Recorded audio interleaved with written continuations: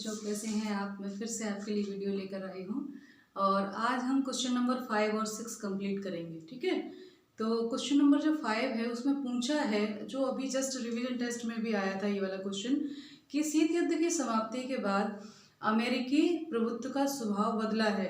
तो आप कैसे बताएंगे, मतलब शीत युद्ध की समाप्ति में स्वभाव बदला है।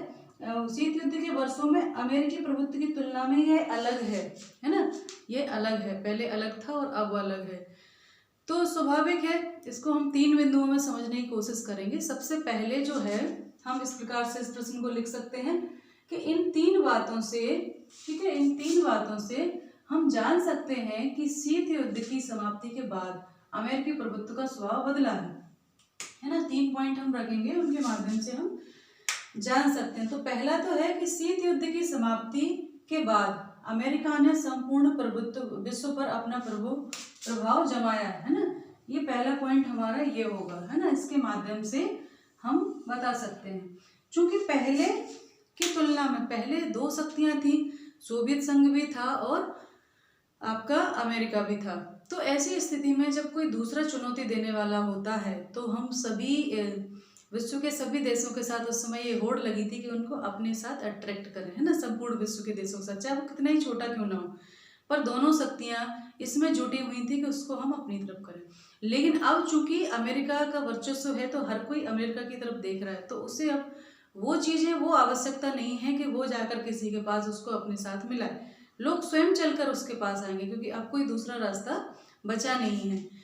तो यहाँ मैंने ये लिखने की कोशिश की है कि समाप्ति के बाद अमेरिका ने संपूर्ण विश्व पर अपना प्रभाव जमाया है। क्योंकि अब विश्व में एक ही शक्ति अस्तित्व में है, तब उसका यह स्वभाव निश्चित ही है, क्योंकि कोई और उसे चुनौती देने वाला अब नहीं है। तो ऐसे में विश्व के सारे देश जो है कहीं ना कहीं उसकी तरफ ही देखेंगे। तो एक तो ये हो गया हमारा पॉइंट, और दूसरा पॉइंट जो हमारा है वो है कि शीत युद्ध की समाप्ति के बाद जो है अमेरिका ने विश्व के महत्वपूर्ण अंतरराष्ट्रीय संगठनों पर अपना प्रभाव जमाया है। ठीक है, जो महत्वपूर्ण अंतरराष्ट्रीय संगठन हैं उनमें भी अब उसकी तूती बोलती है, क्योंकि स्वाभाविक है भाई, विश्व की सबसे बड़ी अर्थव्यवस्था है तो फंडिंग भी करते हैं। जब भी कोई संगठन की सदस्यता लेते हैं तो उसके आधार पर उसको जितना हम डोनेशन देते हैं वो ही हमारा अधिकार और प्रभाव निश्चित करता है ना। तो दूसरा है कि शीत युद्ध की समाप्ति के बाद, शीत युद्ध की समाप्ति के बाद अमेरिका ने विश्व के प्रमुख अंतरराष्ट्रीय संगठनों पर अपना प्रभाव जमाना प्रारंभ कर दिया है ना। अंतरराष्ट्रीय संगठनों पर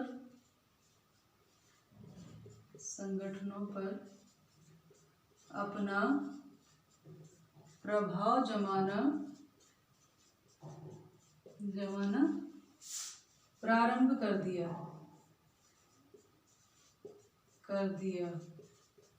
है ना। आज यूएनओ में सर्वाधिक बोलबाला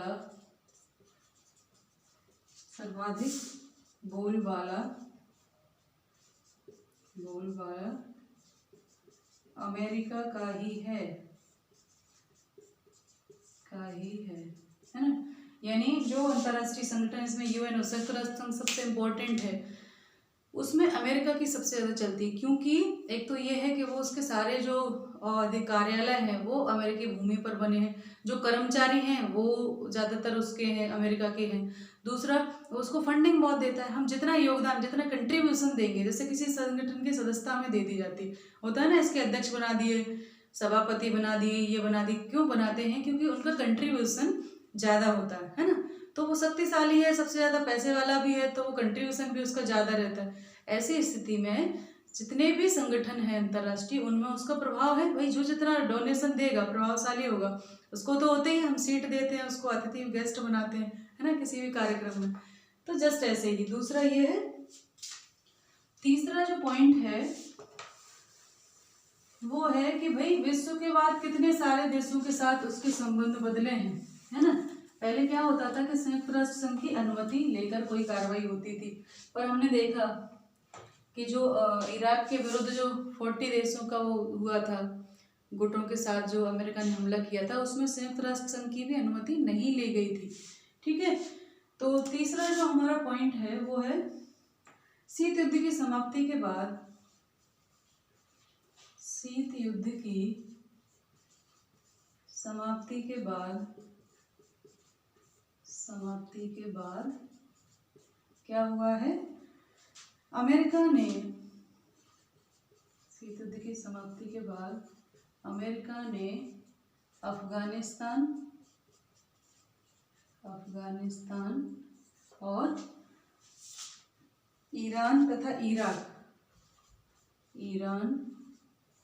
तथा इराक जैसे जो देश हैं, जैसे देशों में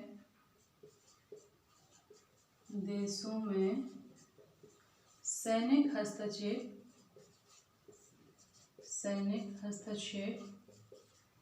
जो है सबसे ज्यादा बढ़ाया है ना, सैनिक हस्तक्षेप बढ़ा दिया है। ठीक है, जैसे प्रथम एवं द्वितीय खाड़ी युद्ध में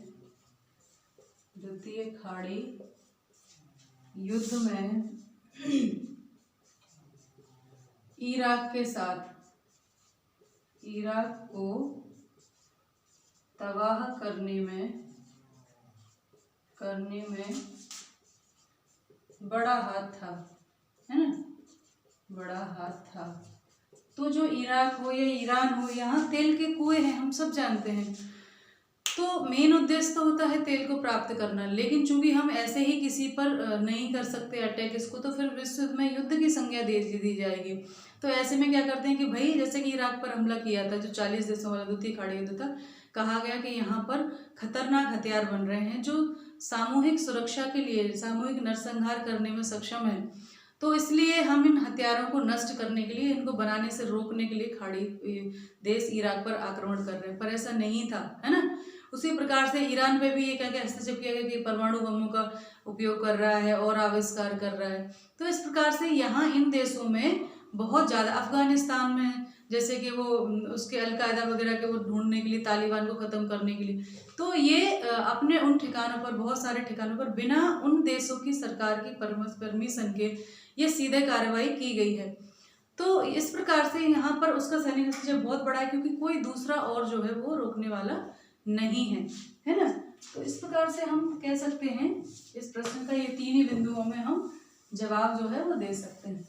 हमारा जो छठा प्रश्न है, प्रश्न नंबर 6 है, वो ये है कि भाई जोड़ियाँ मिलानी है हमको, है ना, कुछ दिए गए हैं, उनके सामने उनके उत्तर लिखने हैं। तो प्रश्न नंबर 6 का मैं आंसर आपको सामने करती हूँ। प्रश्न नंबर 6 है ना, क्वेश्चन नंबर 6 का आंसर। तो यहाँ कुछ चीजें दी हैं, निम्नलिखित में मेल बैठाइए। ठीक है, मेल बैठाइए। तो यहाँ हम लिखते जाएंगे। पहले तो लिखेंगे ऑपरेशन इनफाइनाइट रीच, 4 दिए हैं। सबसे पहला है ऑपरेशन इनफाइनाइट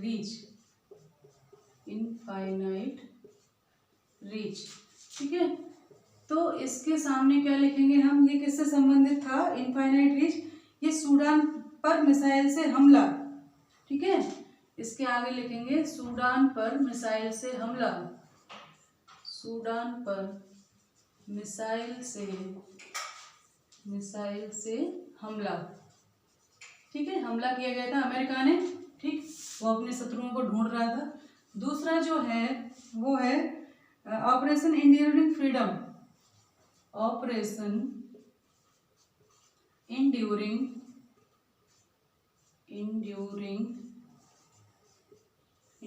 फ्रीडम। इसमें क्या आएगा, इंड्यूरिंग फ्रीडम में इसके सामने आएगा भाई कि तालिबान और अलकायदा के खिलाफ जंग थी। ये थी तालिबान व अलकायदा के विरुद्ध जंग। ठीक है, ये इसका ये आंसर है। और तीसरा जो है कि ऑपरेशन डेजर्ट स्टॉर्म। ठीक है, थर्ड है ऑपरेशन डेजर्ट स्टॉर्म। तो ये क्या है ऑपरेशन डेजर्ट स्टॉर्म? ये है प्रथम खाड़ी युद्ध, है ना। ये है प्रथम खाड़ी युद्ध से संबंधित ऑपरेशन था ये, प्रथम खाड़ी युद्ध। ठीक है, चौथा जो है वो है इराक पर हमले के इच्छुक देशों का गठबंधन। इराक पर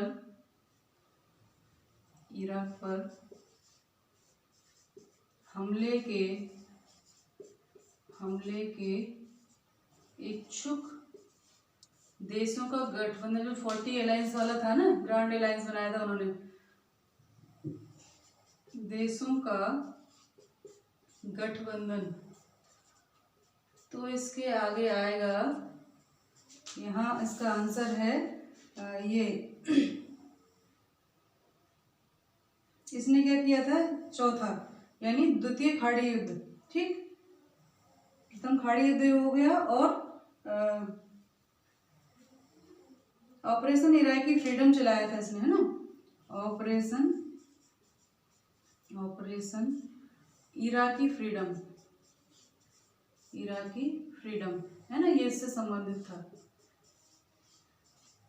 ठीक, तो ये था, मतलब ऑपरेशन इनफाइनाइट रीच क्या है, सूडान पर मिसाइल से जो हमला किया था अपने शत्रुओं को ढूंढने के लिए, जो बमबारी की गई थी उसके अगेंस्ट में, है ना, दूतावासों पर।